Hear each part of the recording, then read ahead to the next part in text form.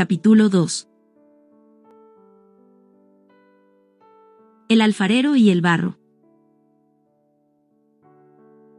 Nosotros somos el barro, y tú el alfarero. Todos somos obra de tu mano. Isaías 64, 8. Cuando estamos pasando por una crisis matrimonial es muy fácil enfocarse en lo que nuestros maridos nos están haciendo. Sin embargo, mientras usted haga esto, usted tendrá conflicto y nunca llegará a la victoria. Nosotros aprenderemos que nuestros maridos no son el enemigo en Ganado sin palabra. Vamos a aprender en este capítulo que Dios muchas veces no está cambiando la conducta de nuestros esposos porque Dios está usando las cosas que nuestros esposos están haciendo como la rueda del alfarero y sus manos para moldearnos más a su imagen. No obstante, nosotros nos quejamos porque nosotros preferiríamos que Él usara algo o a alguien más, menos a nuestros esposos y nuestros matrimonios como su rueda. ¿Pelea con su hacedor? Ay del que contiende con su aside. Ay del que no es más que un tiesto entre los tiestos de la tierra. ¿Acaso el barro le reclama al alfarero? Fíjate en lo que haces. Tu vasija no tiene agarraderas. Isaías 45, 9. Deje a Dios ser Dios. En lugar de quejarse acerca de cómo o a quién Él usa. Para instarnos hasta que finalmente buscamos a Dios para que nos cambie, adore a Dios por su fidelidad. Él ha determinado crear en usted un hermoso vaso listo para su uso, hasta que le plazca al alfarero. Pero la vasija que estaba modelando se le deshizo en las manos, así que volvió a hacer otra vasija, hasta que le pareció que le había quedado bien. Jeremías 18:4. Dios ha creado a cada persona para su placer y para su propósito. ¿Está usted amargada al respecto de su situación, su marido, sus padres, o Dios? Permita que Dios remueva los recuerdos de amargura que están causando que usted, el barro, se eche a perder en las manos del alfarero. Pero usted no entiende. Muchas mujeres me dicen conforme intento consolarlas o animarlas que yo, simplemente no entiendo. En muchas maneras yo sí entiendo, aunque tienen razón de que nadie sino Jesús realmente entiende. ¿Acaso el alfarero es igual al barro? ¿Acaso le dirá el objeto al que lo modeló, él no me hizo? ¿Puede la vasija decir del alfarero, él no entiende nada? Isaías 29 horas y 16 minutos. Platique con él acerca de su situación y permítale que le dé paz. Él sabe lo que es mejor para usted, así que trabaje junto a él. Usted está en sus manos. Pueblo de Israel, ¿acaso no puedo hacer con ustedes lo mismo que hace este alfarero con el barro? Haré el Señor. Ustedes, pueblo de Israel, son en mis manos como el barro en las manos del alfarero. Jeremías 18:6. ¿No es un gran consuelo el saber que usted está en las manos de Dios?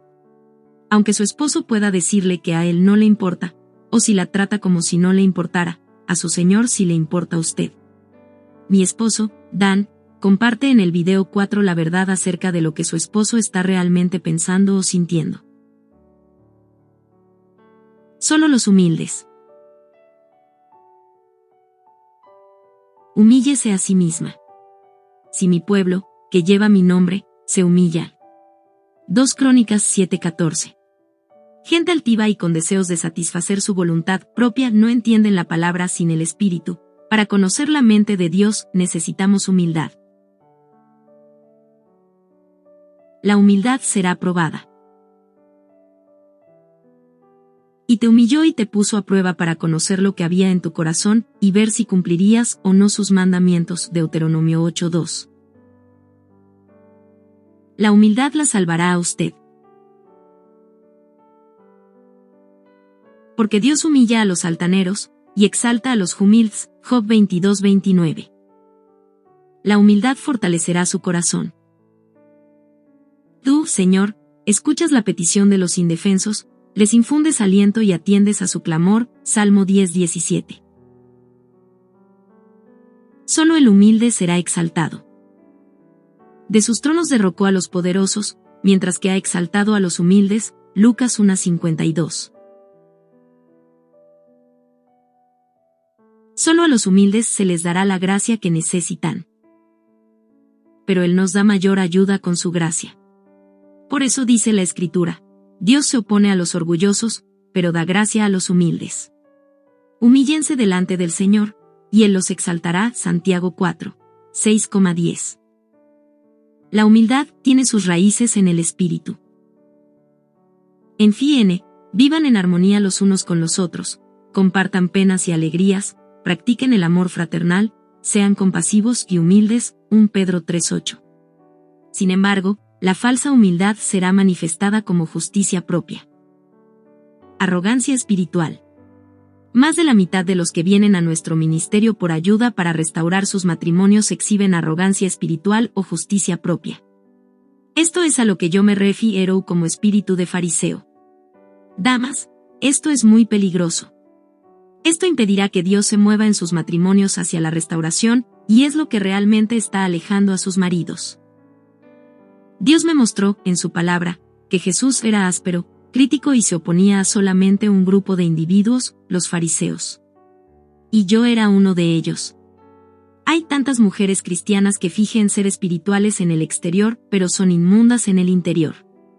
Hay tantas mujeres que miran los pecados de sus maridos, pero se olvidan de mirar la viga en sus propios ojos. Damas, esa era yo. Yo veía a mi esposo, y su pecado de adulterio.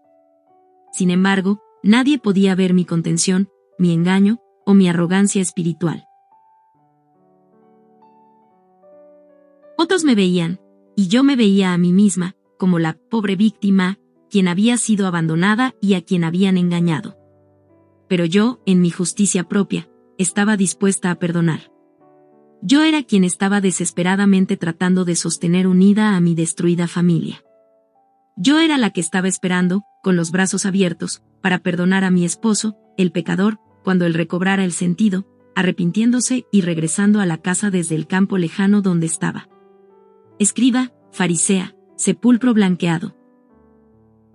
Si usted se puede identificar con esta manera de pensar pecadora y orgullosa, yo fuertemente le quiero instar a que incline su cabeza delante de Dios y le pida que le limpie de toda esta actitud que no solamente inhibirá la restauración, sino que además le pondrá a usted en oposición a una relación con Dios íntima y sincera. Camine en el Espíritu. Camine en el Espíritu. El ser llena del Espíritu Santo le permitirá a usted caminar en el Espíritu, no en el pecado o en los deseos de la carne. Pida a Dios que la llene con su Espíritu Santo, ahora mismo.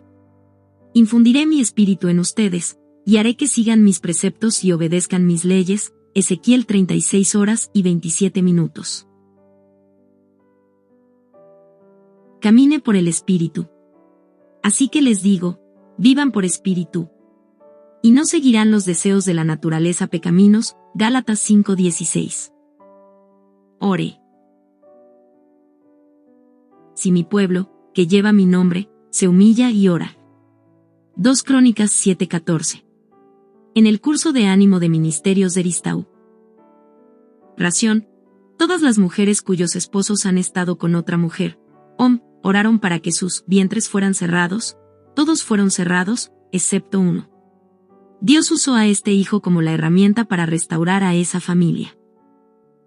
Siempre podemos confiar en que Dios hará que todo sea para nuestro bien si sabemos que Dios dispone todas las cosas para el bien de quienes lo aman, los que han sido llamados de acuerdo con su propósito. Romanos 8:28. ¿Qué condición se necesita para ser escuchada? Conforme sus deseos a su voluntad. La promesa de Jesús está basada en esta condición. Si permanecen en mí y mis palabras permanecen en ustedes, pidan lo que quieran, y se les concederá. Juan 15:7. Cuando su corazón descansa en Jesús solamente y su voluntad está centrada en su voluntad, usted está verdaderamente haciéndolo a Él su Señor. Y saber su voluntad es saber su palabra. Es su voluntad que su matrimonio sea sanado. Él odia el divorcio y desea que seamos reconciliados. Sin embargo, Él tiene condiciones. La condición de la bendición. Cada promesa dada por Dios tiene una condición para esa bendición. Muchos reclamarán una porción de la Escritura, pero al mismo tiempo omitirán las condiciones o las pasarán por alto. Condición: cree en el Señor Jesús. Promesa: y serán salvos. Hechos 16:31. Condición: deleítate en el Señor. Promesa: y Él te concederá los deseos de tu corazón. Salmo 37:4. Condición: instruye al niño en el camino correcto. Promesa: y aún en su vejez no lo abandonará. Proverbios 22:6. Condición: primero para quienes lo aman, a Dios, y en segundo lugar a los que han sido llamados de acuerdo con su propósito. Promesa: sabemos que Dios dispone todas las cosas para el bien. Romanos 8:28. Mire a Él y sea radiante. Ellos fueron radiantes. Radiantes están los que a Él asciuden, jamás su rostro se cubre de vergüenza. Salmo 34:5. Busque su rostro. Buscad mi rostro. Si mi pueblo, que lleva mi nombre, se humilla y ora, y me busca. 2 Crónicas 7:14. Refúgiense en el Señor y en su fuerza, busquen siempre su presencia. 1 Crónicas 16:11. Buscarán ganarse mi favor, angustiados, me buscarán con ansias. Oseas 5:15. Abandone su mala conducta. Abandone su mala conducta. Si mi pueblo, que lleva mi nombre, se humilla y ora, y me busca, y abandona su mala conducta. 2 Crónicas 7:14. Las escrituras no son solo para la cabeza, son para el corazón y la voluntad. Para tener el impacto real de la escritura, debemos rendir nuestras vidas y nuestras voluntades a la dirección del Espíritu. Debemos estar dispuestos a ser hechos de nuevo. Debemos rendirnos a Él. ¿A quién oye el Señor? Los ojos del Señor están sobre los justos, y sus oídos, atentos a sus oraciones. Salmo 34 horas y 15 minutos. Los justos claman, y el Señor los oye, los libra de todas sus angustias. Salmo 34 horas y 17 minutos. ¿A quiénes no contesta? Cuando usted está en pecado, Él no contestará, ni aun cuando clame y llore ante Dios. Ya le pedirán auxilio al Señor, pero Él no les responderá, esconderá de ellos su rostro, porque hicieron lo malo. Miqueas 3:4. Todos hemos pecado. Todos hemos pecado y sido hallados faltos delante de la gloria de Dios, pero Dios envió a su Hijo. Cuando Dios resucitó a su siervo, lo envió primero a ustedes para darles la bendición de que cada uno se convierta de sus maldades. Hechos 3:26. Obedecer es mejor que sacrificar. ¿Qué le agrada más al Señor? ¿Que se le ofrezcan holocaustos y sacrificios, o que se obedezca lo que Él dice? 1 Samuel 15:22. Sabe que es lo correcto por hacer, pero no lo hace. Obedezca. Así que comete pecado todo el que sabe hacer el bien, y no lo hace. Santiago 4:17. Comience a orar el Salmo 51, 2:4. Lávame de toda mi maldad y límpiame de mi pecado. Yo reconozco mis transgresiones, siempre tengo presente mi pecado. Contra ti he pecado, solo contra ti, y he hecho lo que es malo ante tus ojos, por eso, tu sentencia es justa, y tu juicio, irreprochable. Sus lágrimas son preciosas para Él. ¿Ante quién lloramos? Los hombres parecen odiar nuestras lágrimas. ¿Es acaso porque ellos no saben qué hacer cuando una mujer llora, o porque las mujeres han usado las lágrimas para manipularlos, tanto para que ellos se alejen? El hecho de que Dios es un Dios celoso y que aquellas lágrimas le pertenecen a Él puede ser la razón que explica la indiferencia de nuestros esposos, a veces, hacia nuestras lágrimas.